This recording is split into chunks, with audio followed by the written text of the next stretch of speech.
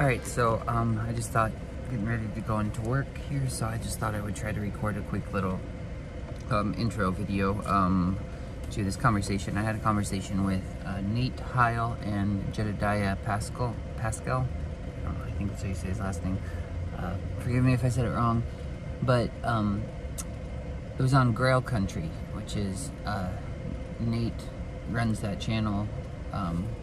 There's a lot of different interesting people on there, and they have a ton of really good interesting conversations, and they get into all types of really profound and deep philosophical and theological ideas, and they're really digging at not just what's, I think, most true, but also what's most meaningful, what's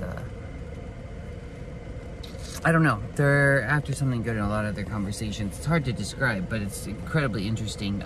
So anyways, that to say, I wanted to record this because I might post that video on my channel, but I will, in the description, put a link to the Grail Country YouTube channel, and I would recommend, probably if you're starting this or if you're listening to the podcast or whatever, that you find that link and switch over to that one. And then if you normally listen to podcasts, whatever, you're not familiar with YouTube, there's a little gear symbol at the top right. This took me forever to figure out. You can click that, or you can click the settings somewhere if you're like on a laptop, and then you can put you can speed it up to like 1.5 speed, or 1 point, or like even 2 times the speed if you want, because I don't hardly ever listen to content on normal speed anymore. Because some of the videos are just so long. So anyways, that being said, but I would recommend clicking over to that one, because the reason being, because there's also, well, so that way you can find their channel, first of all, and you can see their other videos that are really good. But then the other reason is because there's, I think that's where most of the comments will be, and so the comments are often really interesting too, because other people add their thoughts or objections. That's why I kind of prefer the YouTube format more than I do the podcast format, just because you can get actual feedback, and it's a little more engaging. So anyway, click the link and hop over there and give it a listen, and leave a comment if you have some thoughts. They're appreciated always. So I'm here with Jed and Jason, who has Jason Almond Tree. He has his own channel. He's also a longtime listener of Grail Country, and he approached me because he's heard us talk about evolution of consciousness from time to time, and he had some questions about that. And he also wanted to talk to Jed. So I know we're going to start with talking about evolution of consciousness, but I don't know where it's going to go from there. We'll see what happens. But so go ahead, Jason. I'll turn it over to you. All right, yeah, I just it came up because I was watching, I can't remember which video it was, where you two were talking back and forth, and the video I don't think was even around that whole topic, but you guys kind of briefly mentioned it in passing, and I was just like, what the heck is this idea? Because it's just, I wanted to ask you about it because it feels like it's something that I've kind of had in the back of my mind for years now, but I never hear anybody talk about it in church, because I got the sense it's related to theosis, right? Would you say, or no? Yeah, in a way, kind of, like in the Barfield's idea is that consciousness begins in original participation, which is what you see reflected in like the consciousness of humanity essentially before the axial revolution, right? So before the development of Greek philosophy or Hebrew monotheism. And also we're still reflected in the consciousness of indigenous peoples, like even up to contemporary times. Like essentially there's no awareness of the solitary I, or the strict division between I and world that you have post-enlightenment in our age. And that essentially, like, since the actual revolution, this like withdrawal of the original participatory consciousness has gotten more and more advanced. but that it never recedes entirely. Like there's always a remnant of it, and that the goal is to move toward final participation, which is a kind of a reintegration. So like after we've gained this sort of modern ego consciousness that has this sort of like observer viewpoint, finding a way to integrate that along with the older participatory consciousness toward what Barfield calls final participation. And he does kind of tend to put that in eschatological terms. So I would say that one could argue that that is part of what's involved in theosis, is that reintegration of consciousness. I would say you can see this kind of motif a little bit in some of the way that Ian McGilchrist talks about the difference between the right and the left hemispheres of the brain too, because I would say that the consciousness of withdrawal of participation is pretty much exactly identical to the way McGilchrist describes a dysfunctionally, lopsidedly left brain view of the world. That there's a lot of alignment there. So there's a tangential relation. And then I would also say you can see this process mirrored within human development. I don't know if you saw any of our series on Douglas Harding's The Hierarchy of Heaven and Earth, but when Harding talks about like the stages of life, you can see this like on an individual level in the way we develop, where the child has a much more participatory consciousness that is much more rooted in that kind of original participation. And as we develop, our civilization's withdrawal kind of like takes hold and we're brought within to the dominant worldview. But that the sage in the Harding kind of view would be representative of someone who has come back and reintegrated that, right? Where there's no longer, they are no longer solely identifying with just the person they see in the mirror as being the absolute residence of their I. Okay, that makes sense. So do you think... I said a lot, so I'm sure that I need to unpack some of that, but I'm trying to just give as broad an overview as I can as to what I'm thinking of when we talk about that kind of thing. Yeah, it's really interesting. It's a lot more, I think, in depth than I even had in mind. And the way you have, clearly you guys have thought about it a lot more than I have. Do you think even watching it, like you said, it happens in the child, happens in everybody's personal life, so that can kind of map onto like Adam as humanity or something? I think, yeah, actually you can. That's a really great observation. I would say that's something that's kind of like you see Adam in the Edenic consciousness. Adam is definitely in a state of original participation. You know, God is walking him in the garden, and I think you actually can map the fall onto like the dawning of this ego consciousness that's becoming more pronounced. And obviously the consciousness of final participation, if it's an integrated consciousness, is going to be a consciousness that is more in the mode of what you see in Christ. I think you can do that. Yeah.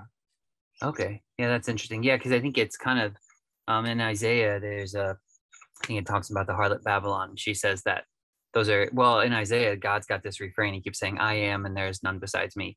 And then harlot Babylon shows up in one of the chapters. She says the same thing. And it's like, oh, yeah, it's kind of that, I guess, egoic thing where you're declaring, where you're declaring yourself as, you know, you see yourself, I guess. Do you think that's necessary, though, in the process of this evolution of consciousness? Probably. It's an interesting question, because I think, in a sense, I mean, if you end up wading into some really interesting theological waters, like if you say that it's a necessary component of theosis, or necessary part of the development of consciousness, is almost like a false start or a sketch that then gives way to the real thing. I'm comfortable saying that yes, it was if it's not necessary, it was an inevitability of the development of consciousness, right? Is that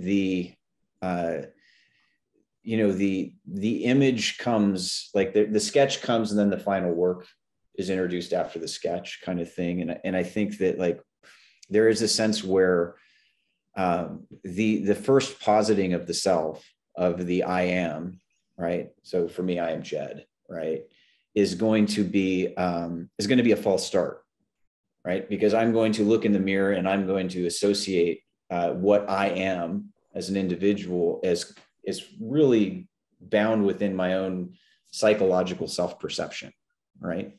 And the egoic I, and that I has to be transcended, right? So there's a sense where it's like you're building up the scaffolding into self-identity, only to realize that the self that you're identifying as is not necessarily a false self, but is not the complete self, right? And so it has to pass through another threshold. And I think that that's really what gets revealed in Christ, right? Is he does cross that threshold through this act of kenosis, of the self-emptying. And in his self-emptying, he's disclosing the true nature of the self, right? So that he has a rightful claim upon the name I am. Right. And then he can claim that in an unqualified sense, where, let's say, the whore of Babylon can make that self-positing claim, not entirely false in the context of Isaiah, right? That she's has a characterization or self-identity, but she's greatly mistaken as to what her true nature actually is, which I think gets explored, right, with probably no author explored it better than George MacDonald and Lilith, as far as like the kind of the whore of Babylon, what she really is, right? And her own confusion about her own, the true nature of her own self and her selfhood. And so I do think that there is an element of inevitability that our first sense of self, or the first Adam, has to give way to, right, to the new man, to the new human being. And so there's a progression there that I'm comfortable saying is necessary. I know some people may not, but I think that when I look at those kinds of, the question of like, how do you develop like conscious beings that have a real history and have like a kind of a psychological realism, is there has to be that first stage, which in a sense is the precondition of the second, right? Yeah. So that's kind of, I don't know if that gets at anything significant, but it is certainly something that I think is important, is that first movement of consciousness is going to, you cannot stay there. Well, I think I'm comfortable saying it was maybe necessary as well, but is the reason you think people might be hesitant towards that is because it would be associated with the fall, so it's kind of saying the fall is necessary. And I think that some people have a real problem with that. I have less of a problem with it, but I'm also, that's not something that I'm gonna sit there and make a full-throated defense of. That's just an intuition that I have, that it's like, no, this had to happen this way in order to have free creatures. Like there had to be the possibility, and the possibility had to give way to necessity. Like it was an inevitability that one creature would fall, and as a result, all fall. Well, in order to be real creatures with the kind of history that you're talking about, right? There really isn't any other option. Right. Well, and Tolkien brings up that point, and have you read the Silmarillion? No, I have not. No. Okay, so I'm not very well rounded in reading. So. Oh, that's okay. I mean, I'm kind of a book nerd, so but he has this really fascinating letter, and it's in a publication of his letters, but he's really pretty adamant that you don't have history until you have a fall. Mm-hmm. And so his whole retelling of kind of the early mythology of Middle Earth is really a retelling, this mythological retelling of the fall in the context of Middle Earth. And so we don't have history, we don't have story without. Why is that exactly? Is it because we need the idea of suffering for it? Well, because the alternative is stasis. The alternative is stasis. Like I would say to have story, you also need to have time. And I think there's definitely a link between time and the fall. Like for there to be becoming at all, that, and for that to have any kind of like real freedom, then I don't see any evasion of that necessity for fall. And I can, and just think of like, what kind of narrative could you possibly have without that reality? Like what, like we couldn't tell any stories at all. Well, yeah, I would. Things have been this way forever and will always be this way for all time. Would be, I mean, well, narrative structure, like you can't, like in any good storytelling, like you have to introduce the problem and the conflict. Then you get the rising action, the climax, and resolution, right? That's the basic story arc of every story that we've ever told. Yeah. And like, so I think it's so deeply ingrained into our conscious awareness that I think almost every story recapitulates in some sense the fall. Okay. Right. But here's the thing though, Jed. Now here's the interesting bit, is that over identification with that story of thinking that your I am is limited to the character that you are in your own head is also it is going to keep you from moving toward final participation, I would say, because you have to at some point reach the point where you relink your story with the other stories and see how they are connected. Does that make any sense at all? Oh yeah, I feel like this is just branching off into a lot of different ideas for me right now. Okay, So that's I'm fine. Like, I'm totally fine with that. Well, take us on one of the experiences, Jason. I'm curious to see like what. Well, because the so the idea of not having the fall and that being there not being much of a story there. I personally, I feel like I resonate with that, and even thinking about the new heavens and new earth, I like the idea of further up and further in like that. But then I do have a friend, and he said there are a lot of people where it seems like they don't like that idea. They kind of like a conclusion, and it comes in and it's just like everything's righteous, everything's set, and it feels to me like stasis. But he said yes. But my friend said we don't need to think of this as stasis. Like he made that emphasis, and so for some reason to him it doesn't come across that way. And I don't know if to some people it comes across as like a Sabbath, a shalom, a rest, or something.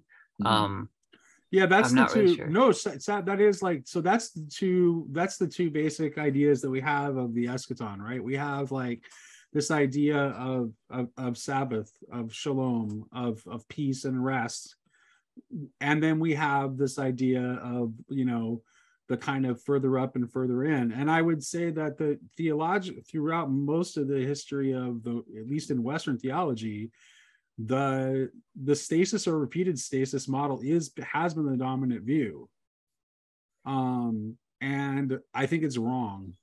It bothers me. I don't like it. But yeah, but I'm like, there is the 8th day too, right? I mean, there's a 7th day, right. But there's an 8th day, and that's when you get it circumcised, you get a new name. And so it's like there's a new beginning in that. I feel like it doesn't seem to. The problem is I think I don't think it's a proper representation of. I think it's a failure.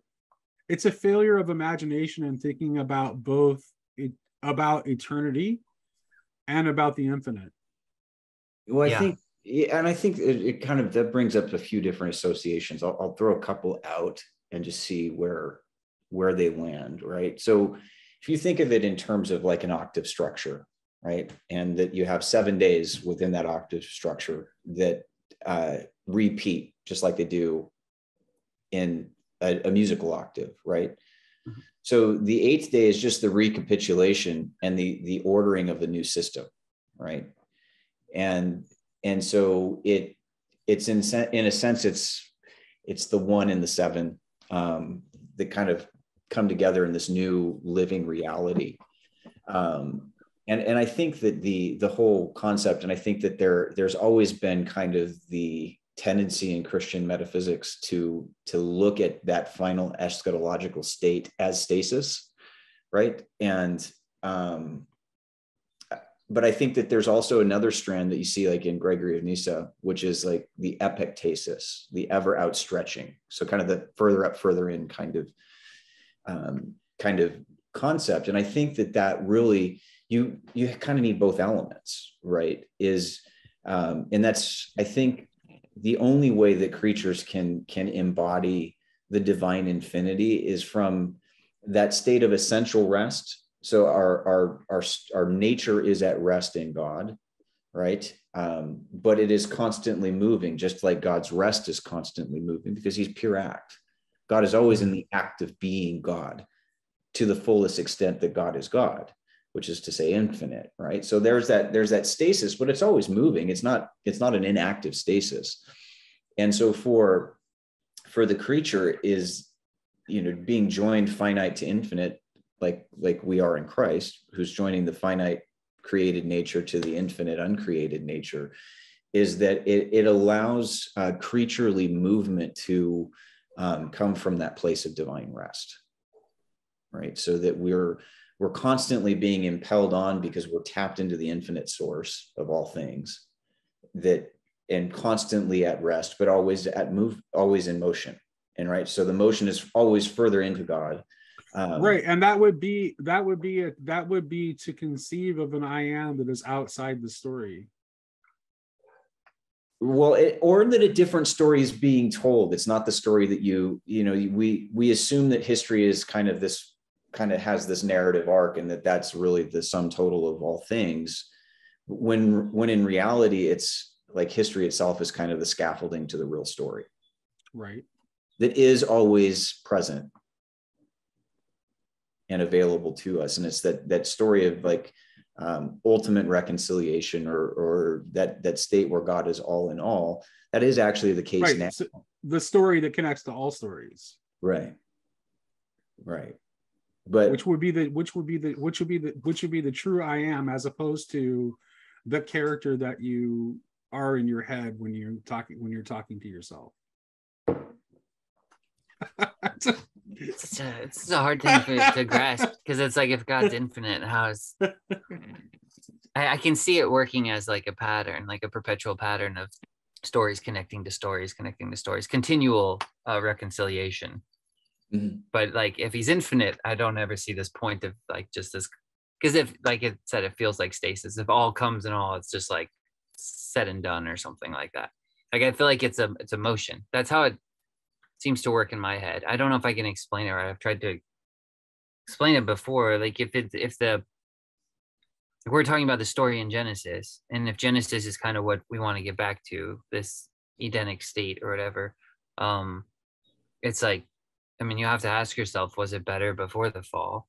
Because was Adam just walking on eggshells the whole time? Like, if you have a kid and it's never messed up, like, is the fall better now so that way we could actually really, really bite off that chunk of forgiveness in Christ that we needed to really know love. And so if that's like a pattern going into all stories, it's like this continual, how it works in my head is just the Psalm 136 is mercy endures forever, is mercy endures forever. It's like everything finite, everything in the left side of the brain thinking, like every time that happens, it's kind of, I'm trying to think of the right way to describe it. I always say it's just truth sitting on the mercy seat, like it is in Exodus. It's like truth being in the womb, like it's encompassed in mercy. Mm-hmm. So any finite thing, I'm trying to think of how this maps on to like the in the new heavens, new earth. It's just like every time you get an idea and everything, something like there's a truth in your head or an ideal, it's like it comes to a point where it has to become the martyr or something like that. It has to die and become mercy in order to include the other, right? I think I heard you mention this in the conversation with Luke a while back, because like everything has to become the martyr. So if that's kind of the pattern, and that's the pattern Christ set for us, I just see that as repeating continually, and it's continually drawing, like that's what will draw other people to you, because you get your perception of yourself, you see who you are, and then you kind of have to die to yourself constantly to be able to forgive other people and to be able to continually pull people back in to your own personal relationship, to pull the stories together, to reconcile things. But then how does that work in the new heavens and new earth? Does that just continually repeat and they spread out? Do we just continually keep repeating the story or something? Well, let's I ask think her. it's different than like the Stoics kind of had that idea that it does. It's just a repeating the universe. You have, well, to put it in modern terms, singularity collapses on itself and starts again. Right. This and was not just the Stoics. Like that is the dominant ancient view of is that you have that it's just repeating cycles. That would be the Hindu view too. Like that would, yeah. But I think that I think like modern mathematical discoveries kind of lead us out of that quandary in a way. Is that, like, if you look at fractal geometry as a kind of the metaphysical analog to that, right? Is that you have it's never the same story, but it's variations on a theme and an ever outstretching proliferation of that theme. And it's an unfolding of the theme, right? So, I mean, my physics and my metaphysics both allow for no unrealized possibility, right? So I think that all possible worlds are actual worlds at some point, right? So I think that my personal view, and I would be willing to defend this, at length, but that we will get to a point where our cosmos, this world, what we view as our cosmos, its story completes, right? And we enter into that stasis of the New Jerusalem. But from that stasis, I see the new themes emerging, right? And new stories being told. Now, we, from a vantage point of having become fully divinized, participate in that story in a different way than the new participants and new entrants into that story. But I see an everlasting outstretching proliferation of every possible world. And so it's just a fractal unfolding of the finite into the infinite, if that makes sense. I have two questions, and neither of them are easy questions, but I'm going to reload on some coffee here, so I'm listening. Okay. First of all, Jed, I would like for you to tell me what a possible world is. Okay. Because I'm not sure that I think that's a thing. And I'm not saying that you're wrong. I cannot see a possible world as anything. Okay. So I need you to flesh out the concept of a possible world for me a little bit more before I would buy into the idea of possible worlds. Okay. And then the other question I have is, like, maybe it's worth asking, well, had there not been a fall, what would Adam have been doing? Okay. Making out with Eve. Sorry, I shouldn't say that. Sorry. That was after. Okay, so to the second issue, that's really not something that I spend too much time occupied with, because I actually look at that as an impossibility. I do too, but I think in order for us to understand this, I think it's weird because it's very weird that I'm doing this, because I'm also the person at the same time who's like resisting the idea of possible worlds. So, and I realize the contradiction inherent in that, me questioning possible worlds, and then also wanting to engage in a thought exercise regarding if Adam hadn't fallen, what would he have been doing in the garden? But I think that there's almost no other way of framing this idea of stasis or repeated stasis versus epixtasis when you're talking about the eschaton. We have to address that. Okay. Because, yeah. Well, I think the first question is a little bit, it's actually much simpler than, at least in my mind, it's a fairly simple exercise, right? Just taking kind of the basic Platonic premise that being is transparent to thought, right? So there can be no being that is not somewhat apprehensible to thought, right? And so if being is intelligible. Yeah, the intelligibility of being, or like Eric Pearl, the great philosopher, metaphysician, would talk about it as thinking being, right? Or thinking through the implications of being, is that that there is no. But there's only a requirement, but that would only require that which has been actualized. And so it's pretty simple. Would be intelligible. Right. So anything that is conceivable, right? So anything that has like some sort of conceptual reality to it. Possibility is a bad word, right? It really is. It comes out of analytic philosophy, and I don't hold to like the analytic model of possible worlds. I think they're all actual, right? Now, the point in time where they're actualized, I don't have any opinion on that. But if something is rationally possible, right? So if something not a contradiction. So you're not talking about something like a squared circle. You're talking about something that is conceivable, an object of real thought, right?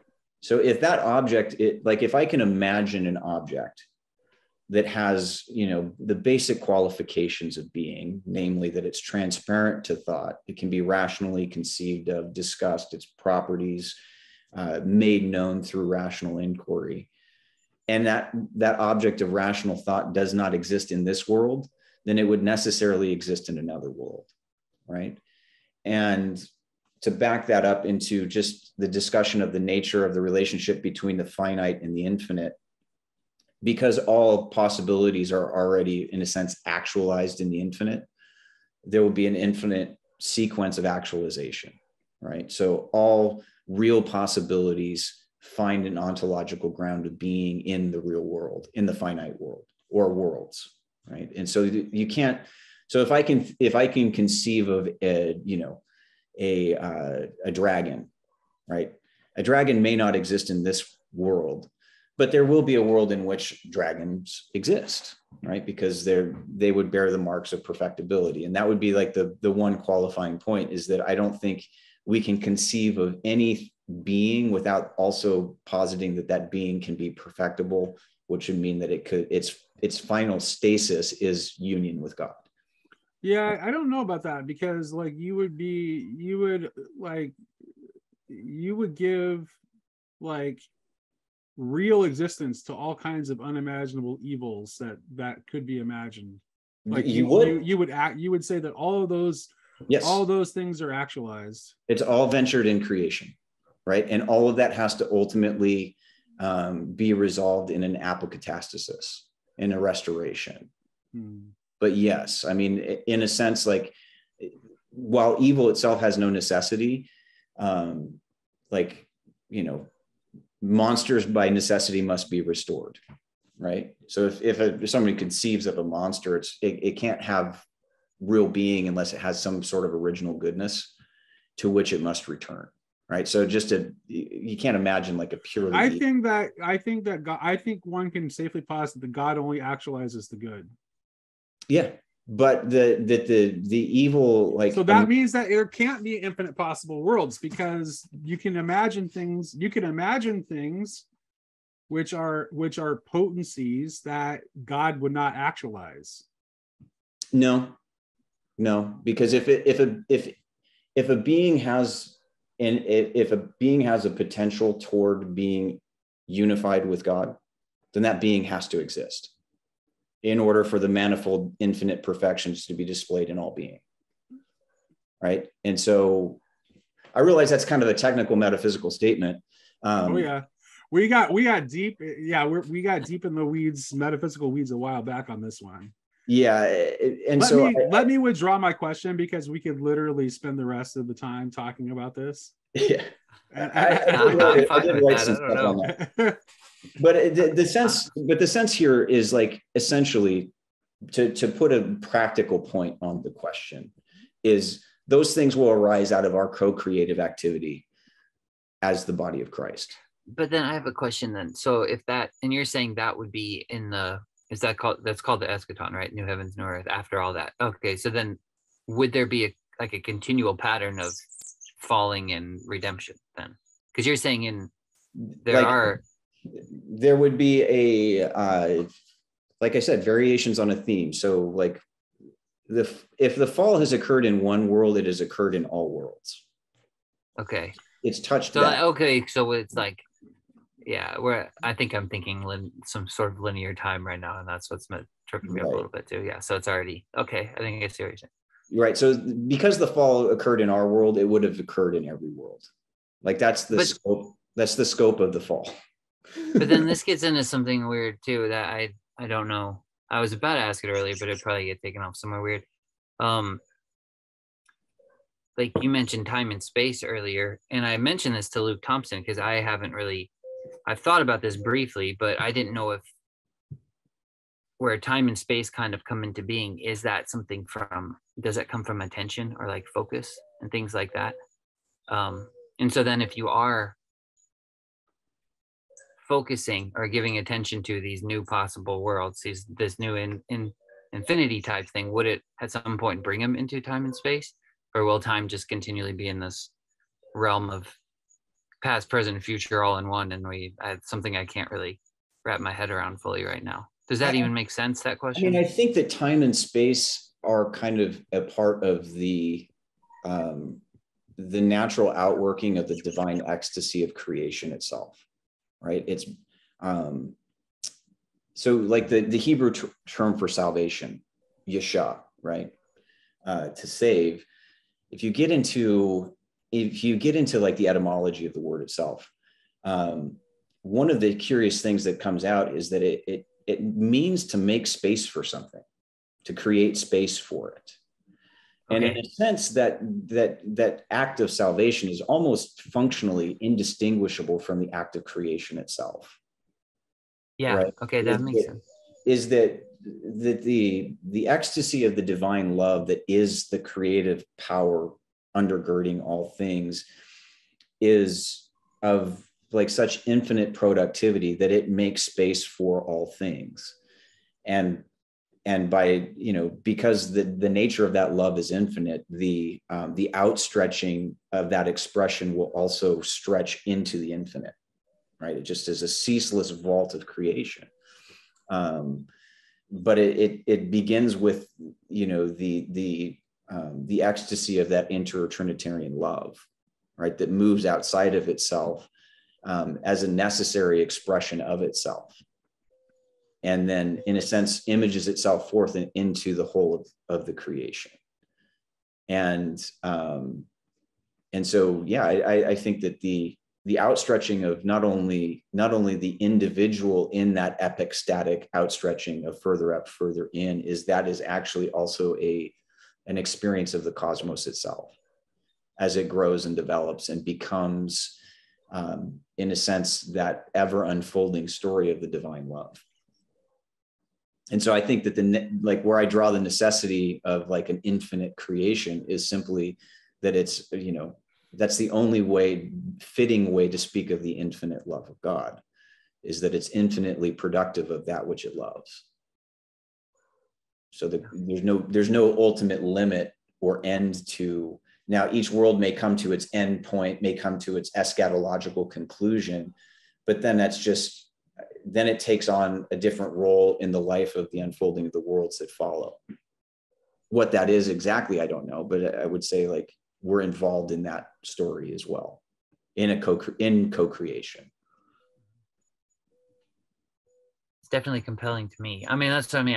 I to use a crude metaphor, we bring our little sketches and drawings to God, and he puts them on his refrigerator and he gives them life and being, right? Yeah. And a place for those things to flourish. Uh-huh. Okay. Yeah, I mean, that makes sense because it just, if God's wanting to make us as co-creators, wanting to draw humanity, like we're supposed to reflect his image, then it would be, I mean, I like how you mentioned that earlier, that salvation is like the act of creation, or at least has to be, it's making space for that.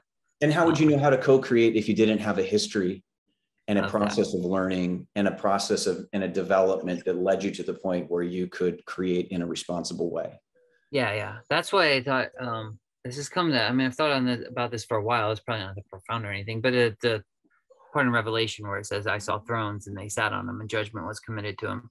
And it's like the ones that would be on the judges are the ones that are, like you're talking about, the ones that are merciful or something, where they have participated in this salvation. So they know what it is that makes space. They know that it is through Christ that all things, that it is through that pattern that all things, that's how things are created, and not only created but held together. Yeah, and sustained. Yeah.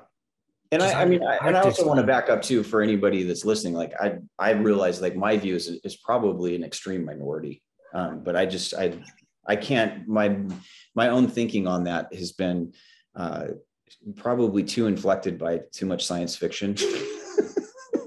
But like I think that we take, sometimes you take the cold. Well, you definitely said, I think like for what you're saying to be true, like I think that your God is no longer actus purus, if you're right. God would also have to contain potency. He does in us. Because there would be no other way of logically conceiving the possibility of infinite possible worlds, because something has to actualize them. Well, God has to, but I mean, in terms of like, if he's infinite and he's infinitely actual, he's infinite act or pure act, right, then there really is no limit on the ways in which that act is actualized. To place a final number is to basically say that there's an end point at which God's activity in creation ceases. Right. And I don't think that it does. I don't think that that's possible. I'm not suggesting an endpoint. I'm just saying that what would the alternative be? That's my question is, okay, then what is the alternative but some sort of just kind of immobile stasis? At some point the motion ends in creation. I see what you're saying. So what you're saying is that if you're going to have like an eschatological model of epistasis, that it necessarily requires this infinite actualization of possible worlds. Otherwise, there would be no possibility of that kind of eschaton, right? It would have to be, you'd have to posit some sort of like repeated stasis or stasis instead. Right, and those are the questions that Origen and Evagrius are really wrestling with. Right. Right. Do we go into like this eternal recurrence? Right. And I just think that the metaphysical reasoning had not opened up. And I think that that's where some of the modern findings of like well, the pre-Christian world is pretty emphatically aligned in thinking that it is it's a cycle of repetition. Like you can pretty much look at any mythological system you want. Mm-hmm. Right. And so this would have now here, I want to bring this back around to what we asked about participation, right? And of evolution of consciousness. So note that the consciousness of original participation actually did not conceive of what you're talking about. It didn't. Its default religious view was the one of repeated cycle. So there's something about the development of this ego consciousness and the withdrawal of participation that has led to the conception of a new possibility within the religious imagination of humanity that did not exist prior to that change in consciousness. Well, and I think that maybe like, how about this? Like just in terms of like, if you were to illustrate that with like kind of the cyclical view, the circular view of time that was so like predominant in the ancient world, and then the linear view of time that is so predominant now and has been in modernity, is like we discussed this in like our last discussion, Nate, is like, yeah. I think that the kind of the synthesis between the two is the spiral. Yes. Well, I was going to say, I also wanted to link it to the last discussion we had on Meditations on the Tarot, when we talked about the closed circle versus the open circle. It seems to me that the idea that it's just an endless repetition is very much the closed circle idea. right? Which is why the religious imagination was limited to different kinds of solutions. So like you would want to escape it entirely, for example, through Buddhist thinking, you have the idea of just, escape from it entirely, because it is just an endless cycle, an endlessly repeating cycle. So the idea is to escape the cycle. So it's very much a closed circle notion, whereas what you're suggesting is very much an open circle or spiral notion. Which is like, as Tomberg says, is like the image of the spiral or the open circle is like the entryway to infinity. Right. And like you see that kind of echoed in like the Mandelbrot set, right? Mm-hmm. So you know that kind of that fractal image of the thumbprint of God that they call it, right? As you zoom in, it unfolds and it just keeps going. There is no endpoint to the Mandelbrot set. Right. It is just it's an expression of some very simple mathematical themes, like in terms of how simplicity gives rise to complexity in chaos theory is essentially what that's describing. And what it does is it produces geometrical designs that follow a certain pattern of self-similarity. So there's similarity, but there's not absolute identity.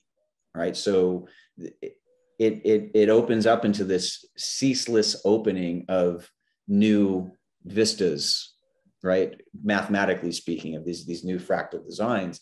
And I look at that as kind of in a sense, an icon of creation. Not so much like a direct depiction of who God is in the divine infinity, which is beyond even that. But that is what is upheld and cradled within the divine infinity, is this ceaseless unfolding and variation of some very simple themes that give rise to the shape and structure of reality itself. And so I think that like somewhat like that withdrawal participation that allows us to make those distinctions that we couldn't make in original participation is that necessary fall, right? Into a world that is distinct, into the world of good and evil, so to speak, east of Eden. Right. We have to go east of Eden in order to return to Eden, right? But it's transfigured. That whole pattern gets transfigured once we understand what it is in the final participation, which is like being able to create from a real sense of history with the real sense of what the stakes in creation are. But what's become evident to me that I actually was not able to see until we had this conversation was that in order to even for the religious imagination to even be able to see, I would say it's more to see. To me, imagination is spiritual sight. In order for us to be able to see this new possibility, this new horizon within a religious imagination, like that process was necessary. Like it actually would have been impossible for our ancestors to see. Right. Which some might use as a basis for rejecting it. In what way do you think? Like, on what basis would somebody possibly reject? I mean, I'm sure there's probably people who are listening and are disagreeing, but like, what's the alternative? Just people who have a tendency toward toward trusting that which is old and reliable and traditional and trustworthy, and being suspicious of that which is new or innovative. Like, it seems to me like, if you look at why did Rene Guénon not become a Christian, right? Why did he stay devoted to the oldest, most conservative metaphysics in his thought? So I think there's certain temperaments that are going to want to look at what is the oldest and the most stable and the most reliable because of that antiquity and stability. Yeah, well, and God bless them for it, because they become almost a part of the unfolding story, right? As the contrast through which the new emerges, right? So even Guénon serves a very important function in the as a critic of modernity, yeah. Well, and even in the areas where maybe like our metaphysical thinking might eclipse his own, right, is not to say that, you know, he's wrong, right, is much to say that, well, as right as he is, that's still yeah, I don't think that's the right view. To say that the ancients were wrong is definitely the wrong view. Yeah, it's like, I just think just as we cannot from our standpoint of consciousness, just as we cannot understand how pneuma was a single word in ancient Greek meaning breast, spirit, and wind, and that these were not conceptually separate the way they are for us, just as we can't conceive of that, I think it's also true that the ancients could not have conceived of these kinds of like non-repeated eschatological concepts, like where there's something more than just a cycle of repetition, or an eternal peace, or some other kind of stasis. I don't think it's conceivable. Yeah. Maybe it was. I don't know.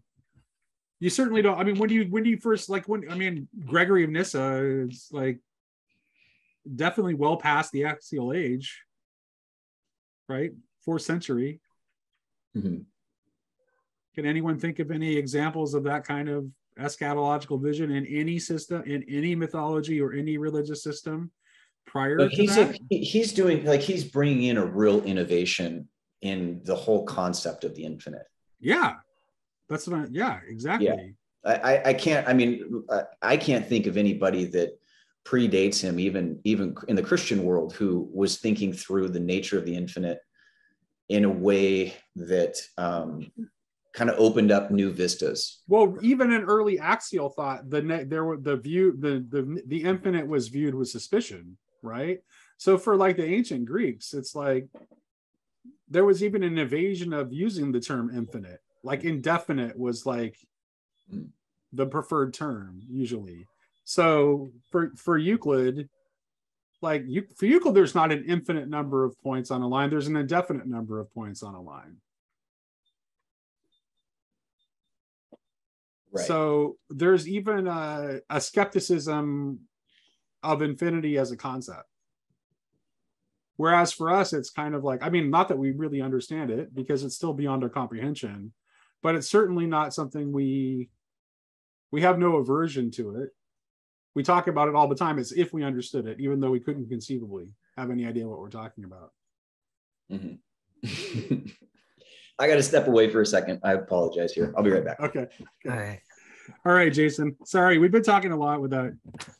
No, it's just, I mean, it's fascinating. It's just like everything you guys are saying, I think it registers and makes sense. I just feel like, I just keep thinking, man, there's just, it sounds incredibly lofty, but I'm like, there's got to be a really easy way to perceive it. And I understand the whole closed circle idea that you've mentioned, like you guys were talking about before, that that doesn't seem right to me. That just seems like the Ouroboros or whatever. And it seems like that would just, that way of stasis would just continually, to me, it would almost just shrink, like continually just eventually just consume itself. So I liked when, was it Michael or was it one of you three? Then you mentioned the birth. Mm-hmm. And that's the breaking of the circle, that's opening it back up again. And so I thought that was a good way to describe it. And I was even thinking of like cities, because I was thinking about, while you guys were talking, the kingdom of heaven, the kingdom of God. I guess we imagine it, and even the Garden of Eden, it's like a walled garden, right? So it's kind of, in a way, it's a closed circle, but then you have daughter villages. Like you have, in order to have any sort of exploration, like you have that birth and the gates open, and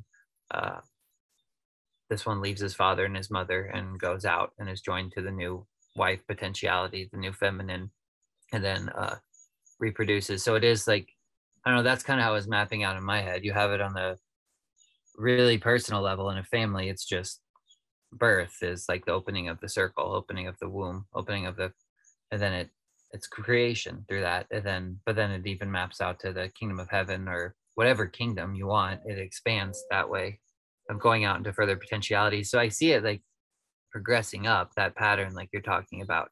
And it is I think the spiral image makes a lot more sense to view it that way. But also the other image that came to my mind, and I don't know if this is helpful. Have you ever seen like the flower of life thing that they draw? You know what I'm talking about? Where it's just, okay, yeah. And it's like a point or circle or something. And then there's a circle around it. And then that circle goes out and it makes another circle and another circle. And it's like continually expanding or something like that.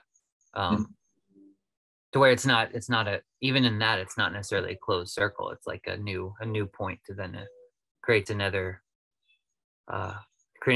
space, like you're talking about another womb or something like that, and then it'll do that again and create another womb and continue through.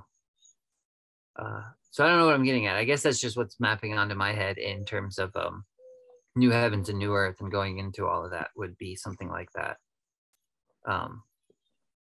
It doesn't, the thought of stasis kind of is, I don't want to say terrifying, but frustrating for sure. So, and it seems to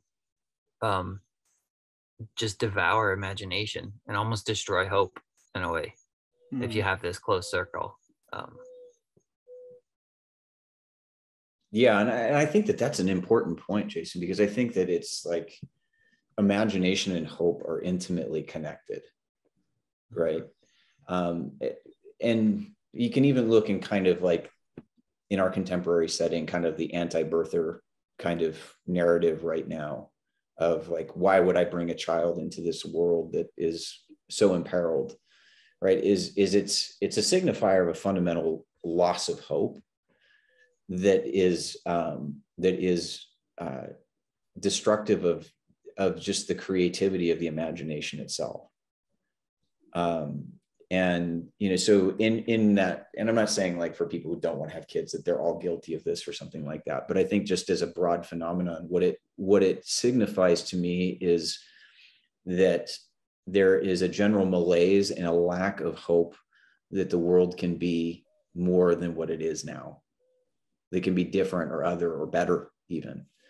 And I think that the spirit of creativity, which is, I think, the primary expression of the divine image within us, has to, like, it feeds off of hope, and a hope that is also certain, right? A hope that has a certain fixed point, that point that doesn't move, or the ever moving stillness kind of hope that is in God, and that the to me, like, that the story never ends, right? It's just it's an infinite unfolding of new creative horizons to be realized. And so I think that that the world as we're in it today, and I think still like struggling to emerge out of that withdrawn participation, is like, it seems like that circle is closed and people can't imagine anything beyond the horizon that we currently exist in. And I think that that's something that, like, the scriptures are actually pointing us beyond, right? The whole of the book of Revelation is pointing us beyond that horizon, right? Beyond the apocalyptic horizon into a world where the hope is renewed, and in a sense, the eternal covenant is renewed, right? And that becomes the impetus through which new possibilities can come into being in a new state of affairs. And so I think that, like, that creativity, the hopefulness that is inherent to it, is something that has to be kind of contended for in a world that lacks hope, right? And I think that ties into some of the things that Nate and I've been talking about in our discussions. You know, a lot of our discussions are in the book of Revelation. We did Emil Bock's commentary. Now we're working through Bulgaka, but that is kind of the song of the 144,000. Part 2 is coming, promise. It is, yeah. We took a break from it today so that we could have this conversation, which is awesome. Oh, we can go into it. Let's go there. But yeah, and so like the song of the 144,000 is the creative act of God's people assembled, and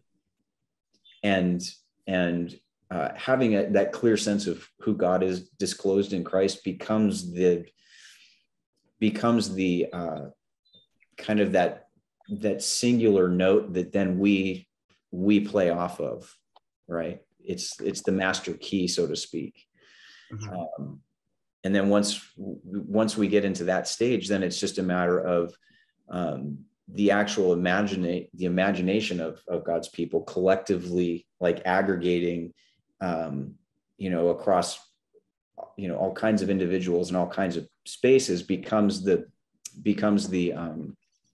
launching point into that new world, right? It becomes actualized as we imagine it. I just want to interrogate myself on something that I said about we only have so much recorded history, and when I talk about the religious imagination of the ancients, I'm really thinking mostly about axial age religious ideas. But given the antiquity of the spiral as a religious symbol, if the spiral is the proper image of the kind of epistatic and infinite possibility, that suggests that I was wrong. And if we go far back enough, it was conceivable, because it's actually, the spiral is one of the oldest religious symbols that we have. It goes back to at least the Neolithic period. Mm-hmm. So I just want to correct myself on that. So let's say it was beyond the imaginings. It was beyond the imaginings of the axial age, where you have the beginnings of the withdrawal of participation. Let's put it so. Well, it is the point you made was interesting to me too, because you were talking about the ancient people not really seeing a difference between breath and wind and spirit, right? And there are those three. And I thought that was an interesting point, because it's like we do, for some reason, and I'm kind of the same way, it's like the more black and white, the more left brain I want to think. I want to divide things up and put them in categories. But now we kind of are at this point where it is like this evolution of consciousness, and it's like, no, those three are, but it's weird. It's a weird place where I still can keep the three separate, but unify them in one. They are coming back into one. And it's like, I do see the difference between wind and breath and spirit. Like they are in separate categories, but they aren't anymore. They're still coming back into like one greater category. So even on those little levels, I wonder if it was beneficial to us to, like, if those are falls in a sense, I guess, or something, where it's coming into, we're giving this own thing. It's almost its own identity, its own ego, and it's kind of these little patterns of falls or something, and now they're coming back into a unity or something like that. Right. I think, well, that's what it is. It's like the reintegration of unity after a hyper focus on multiplicity, right? So I think, which is why I referenced earlier, like there being a connection between what Barfield was saying and I think what Ian McGilchrist is talking about, although he tends to talk about it in the vernacular of left and right brain. And well, another evolution of consciousness thinker was Julian Jaynes, who wrote a book in the mid 70s about the origins of the bicameral mind. And he kind of saw it in the same way that McGilchrist does, but he actually thought that there was actually like a change to the brain itself, where that he thought that in earlier times there was more natural integration between the hemispheres of the brain, and that there had been a change in human consciousness. Barfield wrote a review of his book, which at the time, but and obviously he had some issues with it because Barfield thought it was still too mired in the kind of representations of the collective representations of the that are characteristic of the withdrawal participation. But in any case, I was thinking of something that I think, so one of my favorite poets is Liza Mueller. I don't know if you're familiar with her work.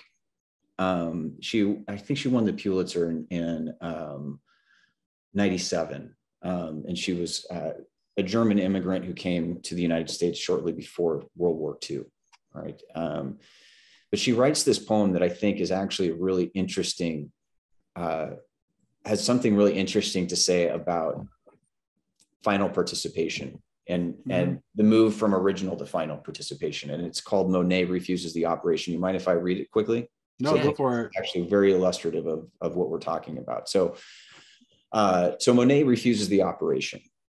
Doctor, you say there are no halos around the streetlights in Paris, and what I see is an aberration caused by old age, an affliction. I tell you, it has taken me all my life to arrive at the vision of gas lamps as angels, to soften and blur and finally banish the edges you regret I don't see, to learn that the line I called the horizon does not exist, and sky and water so long apart are the same state of being. 54 years before I could see the Rouen Cathedral is built of parallel shafts of sun, and now you want me to restore my youthful errors, fixed notions of top and bottom, the illusion of three-dimensional space, wisteria separate from the bridge it covers. What can I say to convince you the Houses of Parliament dissolve night after night to become the fluid dream of the Thames? I will not return to a universe of objects that don't know each other, as if islands were not the lost children of one great continent. The world is flux, and light becomes what it touches, becomes water, lilies on water, above and below water, becomes lilac and mauve and yellow and white cerulean lamps, small fists of passing sunlight so quickly, small fists passing sunlight so quickly to one another that it would take long streaming hair inside my brush to catch it, to paint at the speed of light. Our weighted shapes, these verticals, burn to mix with air, change our bones, skin, clothes to gases. Doctor, if you could only see how heaven pulls earth into its arms and how infinitely the heart expands to claim this world, blue vapor without end. So I think that that's a perfect illustration. That poem is like Monet refusing the operation as eyes he famously goes blind, right? And the doctor's trying to correct his vision, but he's saying, no, the things that you think that I need to draw these distinctions with are one piece. They're one being. Have either of you read T.H. White's Once and Future King? Mm-hmm. Okay. So, have you seen The Sword in the Stone, the Disney movie? Yeah. Okay. Yeah. So you'll still get the concept. So Merlin, when he's trying to teach lessons to Arthur, he teaches him his lessons by transforming him into animals, or at least making him think that he's transformed himself into animals, right? Yeah. So it's like, another way to think about this is through that kind of idea, and also the notion of shamanic transformation, because what that consciousness is that allows you to momentarily step outside of the I am that is merely the character whose story that you have in your head, and to actually inhabit something and erase that subject object line that we have within our observer consciousness, right? So it's like, instead of just observing the fish, I become the fish, and I begin to see through the fish's eyes. This is like Goethe, in his view, Goethe's pushing toward this in the Goethean view of the sciences, right? He's trying to push us beyond this subject object dualism, to start to see into what Vervaeke calls the transjective. So that's a really, really good way of thinking about the difference between a consciousness that's in withdrawal of participation and fully invested in it, that's stuck in that Cartesian dualism and that subject object duality, and is actually pushing to the point where it's beginning to enter into final participation. The other really good illustration is, I don't know if either of you have read Piranesi by Susanna Clark, but like the title character in that book, like that is the consciousness of final participation, like right there in that novel. So I would say that if you really want to understand what's going on with Barfield's concepts of evolution of consciousness and what final participation is, you can do worse than read that novel. But I also think that the Arthur Merlin example is really concrete. But I have to make at least one Arthurian reference every episode because it's Grail Country. Well, Jason, I mean, I'm curious for you, like, as we discuss this further, is just kind of the initial question that you've asked is like, do you see the evolution of consciousness connecting to theosis? Yeah. Yeah, I think so, because that's why I was interested in it, because man, I'm trying to think of the right ways to form my words here. Even you mentioning this before, maybe I don't know how this all tie in. The seeing yourself as the fish, like the King Arthur movie, seeing yourself as all these animals, made me think of Ecclesiastes, and that's what verse popped in my head. I said in my heart, concerning the condition of the sons of men, God tests them, that they may see that they themselves are like animals. For what happens to the sons of men also happens to animals. One thing befalls them, as one dies, so dies the other. Surely they all have one breath. Man has no advantage over animals. So that all creation is groaning, waiting for the revealing of the sons of God, right? It's waiting for this theosis moment. And so all creation is waiting for this. And just as in Greek, the word has one, it's breath, spirit, wind, same in Hebrew, right? Yeah. Mm-hmm. So it's also, we're choosing to translate it as breath, but in Hebrew, that also means one spirit, one wind. So for the ancient consciousness, like the feeling of the wind on your skin would actually be an experience of feeling your connectedness to all life. Yeah. And there would be no separation conceptually of those things. Yeah. So I do see it as this form of theosis, because I think that is maybe this entering into this whatever consciousness state, or if we can get there, of this being so consumed with love to where you perceive everything with love, I guess, and to where it draws all things together. And to me, that would be something like theosis. But maybe that's a wrong. No, I think this is necessarily right, and I think this is why Tomberg keeps bringing it back to the prodigal, right? And he keeps using the story of the prodigal son as like as a primary way of looking at it, because that's the story. Yeah. That popped into my head too earlier, actually, because we were mentioned, and we were talking even about the future progression, further up and further in, all that stuff, and I saw thrones and they sat on them and judgment was committed to them. And it's like, who gets to sit on the throne? It's the prodigal son, probably, because he's the one who loves much, right? He who is forgiven much loves much. And so it's that process of the fall, and then partaking of the forgiveness. It's like that, not that you have to sin the most, but if you can somehow hold that in your heart of just, or have this revelation of how much you've been forgiven, then it's like you're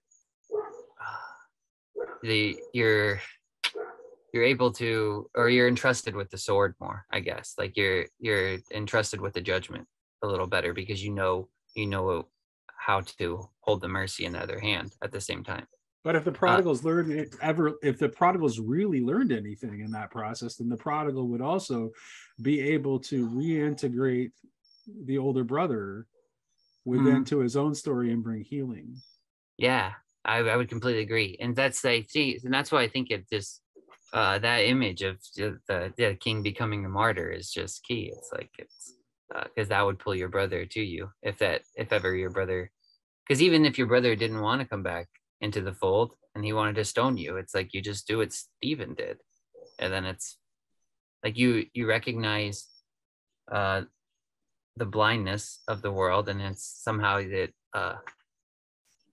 it takes the blame on yourself. You become the scapegoat instead of making the scapegoat of the other. Then that still connects. It still like keeps some sort of weird like tethered line through forgiveness that just can never be unbroken or something. And so I don't know, just seeing that, to me, I think that's it all is connected to theosis, to come into that sort of state of consciousness where it's not like truth dissolves and everything just becomes meaningless, but it's like, it's hard for me to get the language around.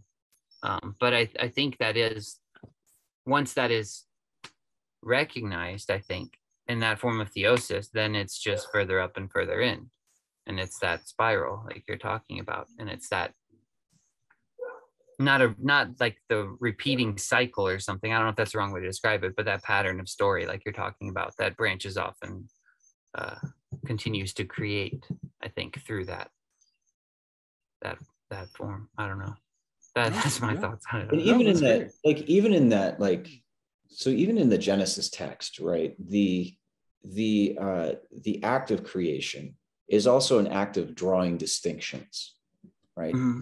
Separating the light from the darkness, separating, drawing a distinction between the dry land and the sea. And there is that sense where in the process of creation, like things begin in that original and undifferentiated state, but then the distinctions have to be drawn. So you know what you're looking at, right? Because from the vantage point of the finite creation, like, we need to see those distinctions to see what they are. But then there has to be kind of that apokatastasis, the return to the stasis. Yeah. That is inherent in the creative act, so that all of those distinctions still obtain within creation. All the difference in creation is still there. It's still very real, but its substructure is a fundamental unity, not a fundamental difference. And so I think that, like, when we're looking at what creation is it is that sense of that beginning in oneness, the beginning of stasis, but then the drawing of distinctions that allow the unfolding and the proliferation of creation itself with all of the little parts that comprise it. Yeah. But they're ultimately unified in one singular source, which is God's own being. Yeah. Right. But in order for us to have a sense of our own individual identity, that distinction has to be drawn. It's just that distinction then has to be also eclipsed, right? Has to rejoin the stasis at the other side of the horizon, where we see ourselves both as one and as many in one unified whole. Yeah, I missed part of that, but that's exactly where my mind was going. Is like, we need to talk about, like, this comes down to talking about the problem of unity and multiplicity. And I would also say that everything we said in this conversation would point toward why there is ultimately no monistic resolution of that. Like, they have to exist in a polarity. They have to exist in a polarity. And which is why I think love is the only proper resolution of the problem of unity and multiplicity. And that's why that's why God is said to be love. And that God is by nature a multi-unity. And there is no, like, the absolute unity underlying everything also contains multiplicity.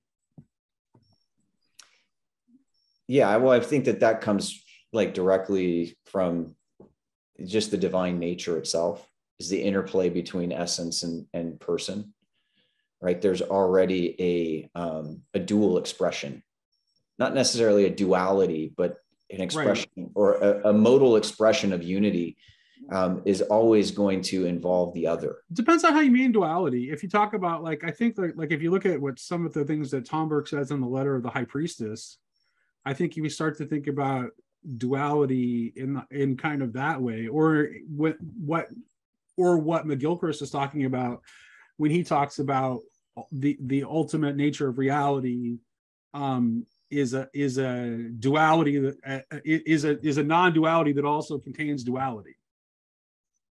Yeah, like a dialectical monism. Right. It's the one that's already many. Correct.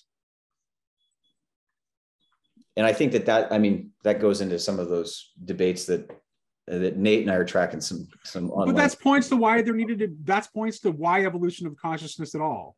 Like, why did there ever have to become? Why was there ever a move toward increased differentiation and a fall into more and more multiplicity in the first place? Yeah. Well, it's ultimately so that you can see how God can say that this will ultimately yield something better or an increase in the end. And that's because it's even more of a reflection of that fundamental underlying nature of God, which I would say is a multi-unity to begin with. Yeah. Yeah. I think those are good points to make. And yeah. Sorry about the interruption. I had an employee call me an hour and 20 minutes after I got off work, so I thought it might, but he appears to have pocket dialed me. Oh, okay. Because I thought there was some kind of horrible emergency since I'd been off work for almost an hour and a half. Yeah. Don't worry, mine's on silent, but it's been blowing up all day. Yeah. But I guess, okay, so I have one like final question in my mind, just in this conversation. And it's more of a practical one. So, you know, we've been talking about these concepts of participation and consciousness and those kinds of things. And Jason, you brought up like this really like one of the most beautiful passages in scripture there in Romans 8 about the groaning of creation, eagerly waiting the revelation of the sons of God, right? I'll make a statement, then ask the question. But what I've seen in like kind of watching like online discourse unfold over maybe the last 10 years is a lot of these concepts were around. I mean, Barfield was writing about them, 50 years ago, and these are not new concepts, but they've entered into the Christian lexicon in a way that has just not been broadly available until like we started talking to each other about these ideas. But as we think through the question of like participation, we think through the question of consciousness. And I think as we think through what our obligation is as Christians in the world, like how do these concepts take on real life in the world? Like what do we do? That's my question. Part of me thinks we're at least these, as you could say, this little quarter of the internet is already doing it. Because I think, God, it was because I just recently listened to it because I was trying to, Cal sent me a video of both of you, like kind of your backstories where you shared it. So I was trying to listen to it before this. But you were the one, Jed, you were talking to Luke and you said, he mentioned martyrdom and you said, it's not just like physical martyrdom. And so I think that's probably the closest I can imagine it is, even in these conversations, all these conversations we're having, every like theological debate or whatever, people are coming with their ideas, but then it's like the ideas are it's hard to say.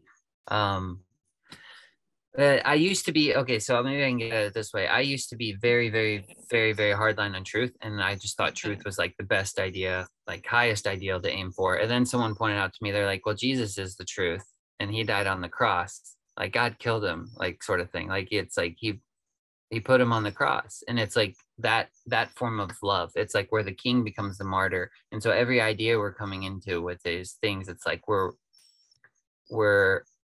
somehow not losing them, but they're making that leap from the going up all the way to the throne. You have your idea, you have your theological debate, whatever your discussion, you have your king, and then all these, I'm seeing it happen in these conversations where it's like people are, all those things are making these leaps and becoming the martyr, and they're kind of like going into this, I'm talking this weird language, I know this isn't helpful, and they're kind of going to this heavenly realm. It is literally, it feels to me like I'm watching the revealing of the sons of God, like on in this outskirts, and it's like on the outskirts of the church, where people aren't even willing to, they're still unsure whether they can define themselves as Christians. When I ask one of these people, are you a Christian? They're like, I don't know what really defines that. And it's like, well, I think, yeah, I know. I think you're really like, you're warmer than I think you realize you are.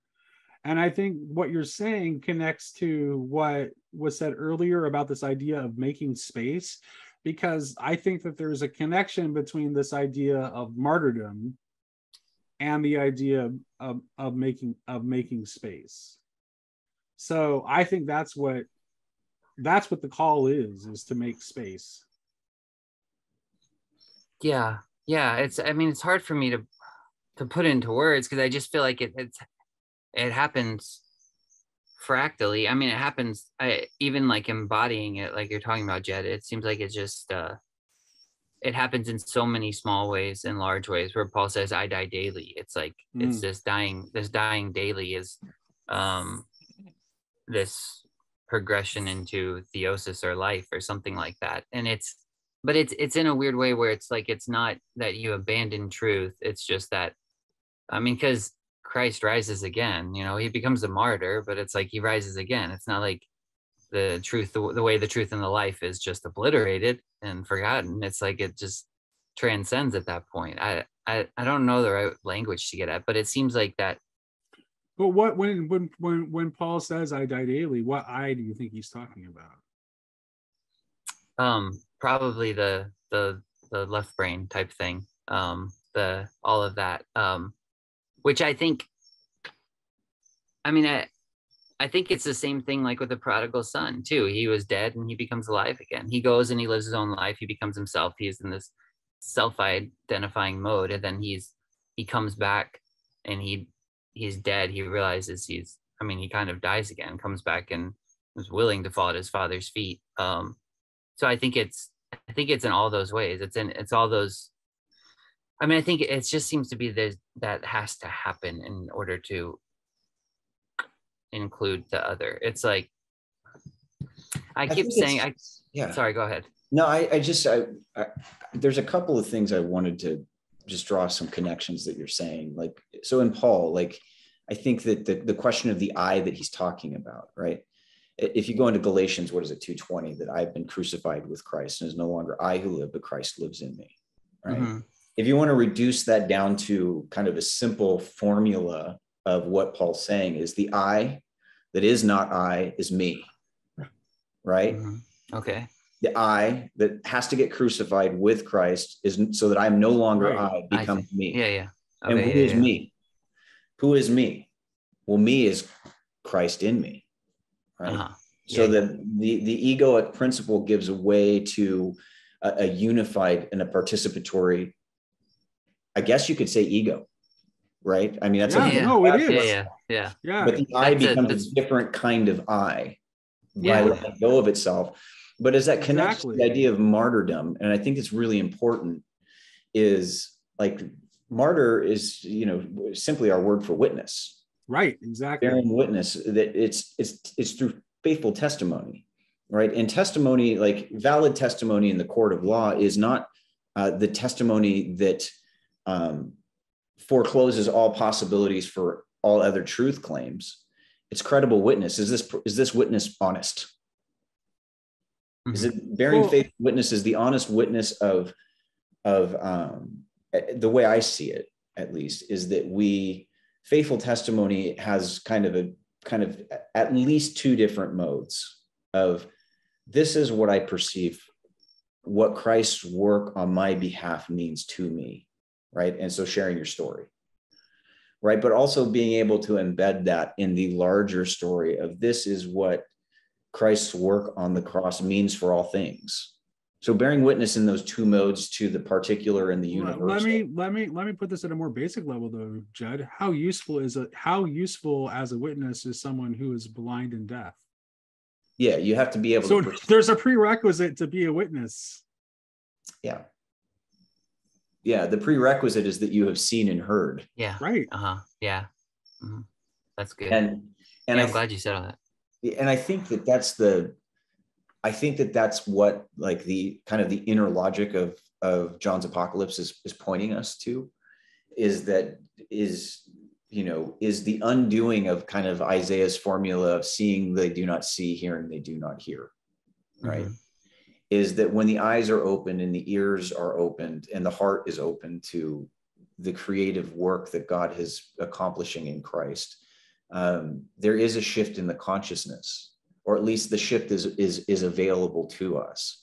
When you remove it outside of just the realm of doctrinal abstraction, and I think that's where a lot of like the withdrawal of participation has kind of left us to where what our relationship with God is functionally in the modern world is a set of associations with a set of ideas that we call doctrine, which is not really participation in the living presence of Christ, which requires something that, and I don't think I do a good job of this personally, so this is just me talking, but also probably correcting myself as I'm talking, is it's not just getting into the abstract possibilities of what doctrinal language is, but it's an abiding, living, presencing kind of reality that actually leaves us affected so that you can bear witness. And I think that's what was happening like in the early churches. They were gripped by this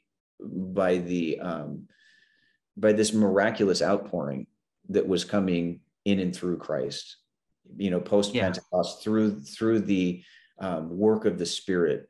It was this unmistakable, almost like this ecstatic outpouring of a new reality. Well, and to bear witness is to talk about what you have directly experienced. Right. Yeah. So it's not just I've read about this guy, but like I've encountered this as a living reality. Right. And I think that like that's maybe to me, maybe at least an area that I hope for Christians in general is that we can, I'm not saying abandon the doctrinal language or abandon, good sound reasoning, but like alongside of that, like, because you don't lose what you've developed in that withdrawal participation. That observer consciousness is important, and you don't lose that when you move into the next stage of consciousness, right? So the distinctions are important, but a willingness to bear witness based on a living encounter. And like, if we're not really encountering God in Christ, then we're doing is we're adding to the that abstract world of doctrine, right? And it just becomes something that we fight over, right? Ultimately, and I which is we have to move beyond that. And the subtitle of Barfield's Saving the Appearances is a study in idolatry, and that's a subtitle for a region, because precisely the kind of religious thinking that it leads to is idolatry. It's an idolatry that is rooted in abstractions and propositional reasoning instead of carvings of wood and stone. Yeah, it's an abstract idolatry. Still idolatry, though. And I think like that's the golden calf is a great illustration of that, right? By all indications, it would appear that like in the construction of the golden calf, that Israel thought they were worshiping the one God, right? They weren't positing another God. It's just that their concept of who God was inadequate for the revelation that was happening at Sinai, right? Yeah. And like we build those, we don't construct physical idols these days. There's some rabbinical commentary on that particular portion of the text that tries to play apologist for Aaron, and suggesting that that it was actually like Egyptians who were amongst the Hebrews who came up with the idea, and that there was some sort of like implied pressure for him to do it and all that kind of thing. Sure. And it doesn't change much. Like their picture was the wrong picture. Yeah. Right. And so, it was a false representation. Right. And like, I think we run the risk of that even in our doctrinal abstractions, right? Is that we can reduce God to a set of abstractions and not, which is a like genuine living presence that we've encountered. Yeah. And I think that that's like where to circle back around to the question I asked, I do think that like the real shift and the real change and the real revealing of the sons of glory comes from that real encounter. Like here on the far side of history, here after having learned the lessons that history has taught us, is to kind of that return to the source and knowing it again for the first time. Yeah, I think that's. I don't think I might like it. I'm glad you said all that too. I don't think I am articulating myself that well at all in this conversation, but I think that's what I feel like we're kind of coming to with the evolution of consciousness too. It's like this. Yeah, it's not just a doctrinal understanding of Christ. It's not, because then it just turns into some form of almost like a Gnosticism or something. But it's a really understanding what all he embodies and what it means when it says he's the Son of God.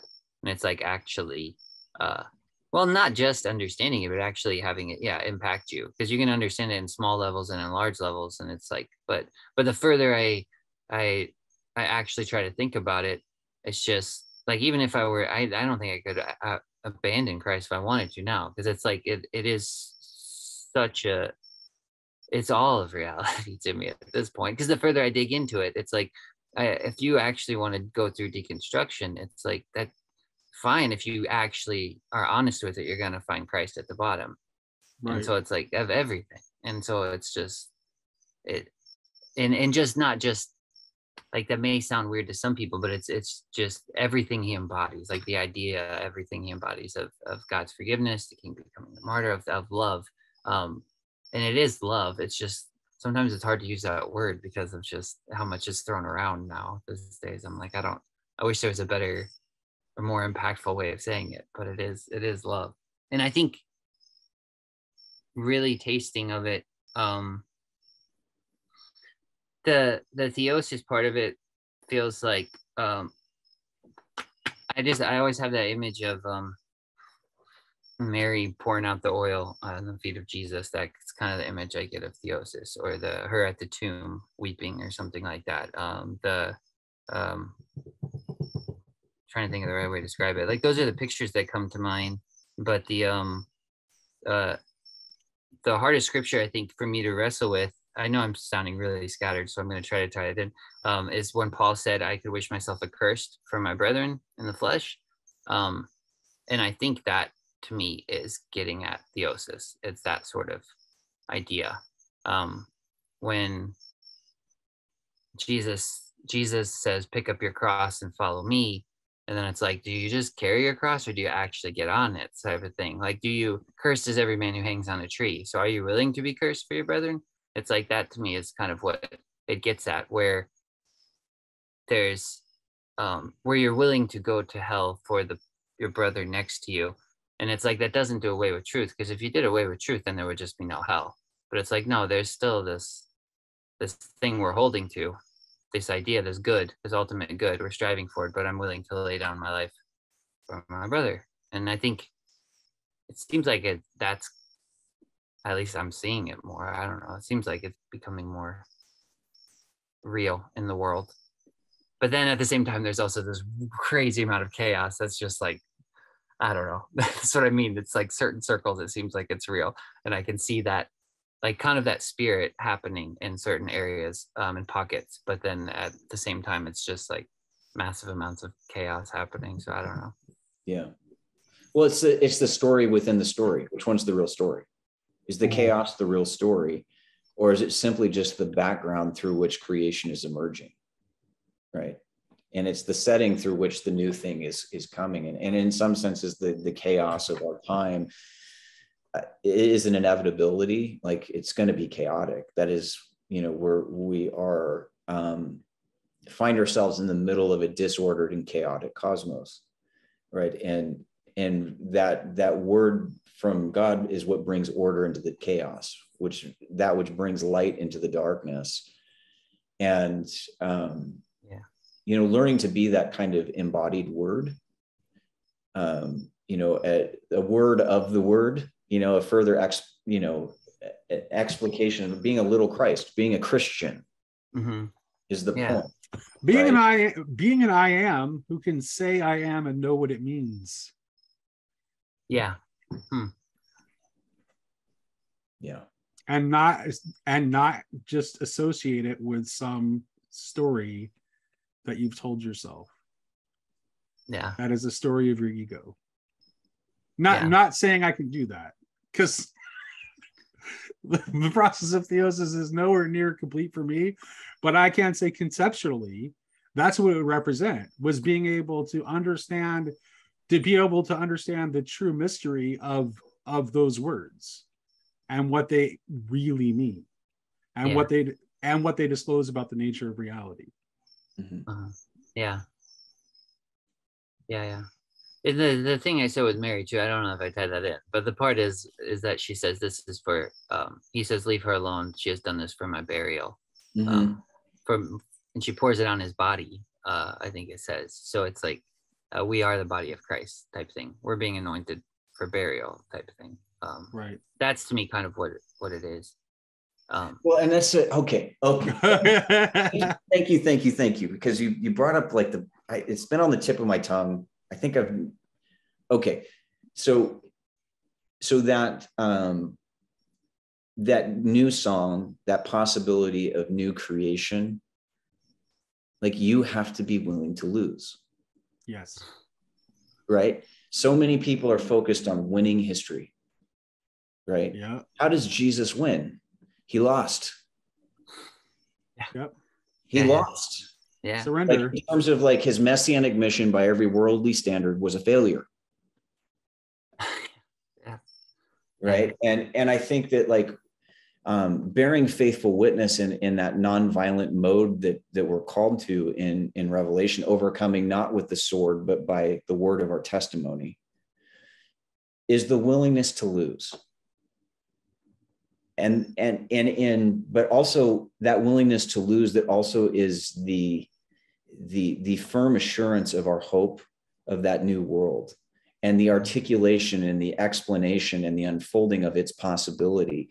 It takes on reality as we confess it, but you have to be willing to lose. And too many Christians are used to this idea that we can march triumphantly through history. Christ's triumphal entry terminates at the cross. That's where that journey takes him. That is his triumph. Yeah. And that's our triumph too, which means you have to be willing to lose. And I think that like so much of like, if you look at like Christian engagement in the culture wars, why are we trying to win that fight? Why aren't we willing to lose that fight? Like we overcome the world in our martyrdom, not in our triumph over it. Mm-hmm. That is not something that there are going to be a lot of people that simply cannot accept what you just said.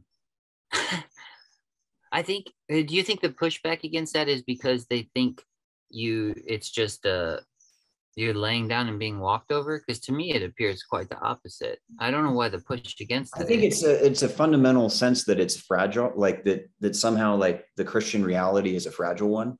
It's indestructible. Yeah. It's not, you can lose. It can suffer every loss. Because it comes back from the grave. Right. It suffers every loss. It suffers every injury. It suffers every evil, and it still comes back. So to have some confidence that like, people worry about, well, what's going to become of the church in future generations? Like, why are you worried about that? Christ created this. Well, obviously you're gonna get no pushback from me on that, Jed, because ultimately you just gave the answer as to why I'm a Christian anarchist. That's why I'm a Christian anarchist. Because like those political fights aren't worth fighting. Because they're not worth fighting. Because even if you win, you've lost. Correct. Mm-hmm. Yeah. Because you had to defeat somebody. Right. And you can't, there's no way to politically love your enemies. Politics is actually depends upon having enemies and treating them as enemies. Necessarily, and at least, here's what I'll say this. at least the truly reactionary right is at least intellectually honest about that and will admit that that's the case. Oh man, I fight it so much. I mean, I know that as like somebody who's pretty darn progressive, almost across the board in my views, is like I still fall into that binary zero sum kind of thinking. Of course you do. The kingdom is not zero sum. Right. Because, well, I mean, it tells you that it's the world, right? It's the world. So that should tell you something about the inescapability of falling into the trap of thinking in its terms. Right. And I'm not invulnerable to doing that either, but that doesn't mean that, but nonetheless, I'm capable of realizing that when I do so, that I've fallen into error. Yeah. You know, and I try not to at least double down on my error when I see that happening. Yeah. Well, but you know, Christ does some interesting things with that. He comes from that heavenly perspective, but he also comes on into the earth to bring a sword and to bring the fire, and to draw those distinctions and to separate things into stark relief. Right. And so I think like there is a sense of like contending in the world that we all invariably do one way or the other anyway. But if that's not done within an overall context that is non-zero sum, that is about dividing the sheep from the goats and the winners and the losers, so to speak. Well, I also think that's about like the unveiling of what exactly it is that we're up against. I think that's like part of what it is not it's just announcing the inevitability of what will happen as that unveiling occurs. Yeah. Because it's not going to, like, speaking the truth about those things isn't going to win you any friends or influence anyone. Well, because you can't leverage power, like right. You can't leverage, it's not leverageable. Right. Right. You can't put, you know, the usual set of carrots and sticks that we use to motivate people. That's why it brings the sword, because the world inevitably must resist it. So it's not bringing the sword in sense of, okay, I'm bringing the sword now, you're going to get it.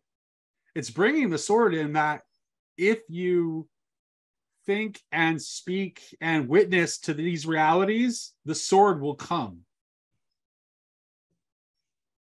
Yeah. Yeah.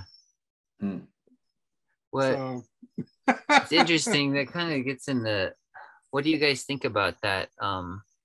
The book of Revelation, the imagery in there is often more of the sword coming, the judgment, the right. hammer coming down from heaven, the fire coming from heaven, I guess you could say. What do you think is the cause of that? Is it the martyrdom, the witness type thing is the cause? I'm going to invite people to stay tuned to okay. future installments of our discussion of discussion of Bulgakov's Apocalypse of John. But to answer your question, yes. Okay. All right. Okay. Darn it. I'm definitely going to stay tuned then, because I'm really interested in this. I've had this idea in the back of my head for a long time, and it's extremely unpopular when I bring it up to Christians, but it's kind of gets along those lines. I don't want to go into it. I'll wait for your video or whatever. I'll leave comments, but I think it's probably going to be line up with what you guys are going to say, I guess. Well, yeah, and I mean, if you got a copy of it, like jump in and have a conversation with us on it. Yeah, so. We've been invited. We've given an open invitation to anybody who wants to dive into it with us. So nice. Yeah. What's the book again? It's Bulgakov's Revelation commentary. I don't have it handy, but spell that for me again. It's the Apocalypse of John, an essay in dogmatic interpretation by Sergei Bulgakov. Okay, I'll try to find that on Amazon. Last time I checked, it was going for there's the cover right there. Yeah. Last time I checked, it was going for about $56. Jed paid $90 when he got it. I got it for $70. It seems to be trending down. Yeah. Oh my goodness. For the moment. Okay. Yeah, I don't know. Maybe I can find it. All right. I'll look for it. Okay. Yeah, and there's anyway, yeah, it's something worth discussing, but these are kind of, I mean, in terms of, I think where Nate and I are probably most aligned is on these issues, the importance of kind of exploring these topics, because I think that they are really timely. You know, and it's like, I don't think either of us have any pretensions to our own importance. It's just that, lending our voice to it and bearing witness from our own little place here, it's like in a world that's kind of turning itself upside down, it feels like this is one of the only things we can do, Yeah. I mean, and I do think that the time will be coming when there is more to be done. As the world enters into kind of some more critical moments, it will create opportunities for not just Christians, but all of God's children to step up, and to call forth a new reality that is already the reality. And there's always a place for witness. So I'll keep doing it, man. This Grail Country podcast, it is. Thank you. It's good stuff, man. It is. I was thinking that the other day. I'm like, man, a lot of podcasts I can come across. It feels like they're grabbing at this thing or that thing. A lot of like useful tools they'll be getting at, but it's just like something about like if you're going after the Grail, there's just something deeper. There's like a deeper level where you guys are really digging into. I almost say it seems like a lot of times you're digging into the trying to get at the heart of everything. So that's right. That's right. In a way, a Grail Country Grail Country could be considered a theory of everything podcast. Yeah. Yeah. Well, thanks for talking to me, guys. Thanks so much for taking the time. That's been great. So. Well, it was great having you. Thanks for joining us. Yeah. Well, I'll stay tuned for sure. Okay. I'll look for that book too if I can find it. I don't know. So. All right. Yeah. Thank you for joining us, Jason, with your very, very interesting question that we were happy to engage with you on today. Yeah. Yep. All right. You're welcome. Thanks. Yep. Thanks for having me. See ya. Have a good night. Yep. Bye-bye.